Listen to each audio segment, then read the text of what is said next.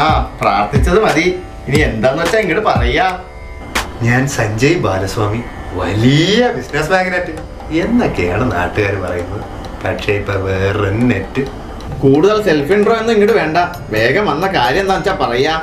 സ്വാമിജി എന്റെ കുടുക്ക ഒന്ന് വലുതാക്കി തരണം. താൻ എന്ത് ഭാവിച്ചാ? ഈ വക കേസിട്ടുള്ളൊന്നും നാം ഇവിടെ എടുക്കാറില്ല. താങ്കൾ വല്ല ഡോക്ടറെ പോയി കാണുക.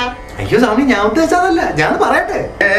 നോം പറഞ്ഞല്ലോ, ദാമ്പത്യ അഭിവൃദ്ധി പരിപാടികളൊന്നും നോം ഇവിടെ എടുക്കാറില്ല. അയ്യോ സ്വാമി തെറ്റിദ്ധരിച്ചതാ.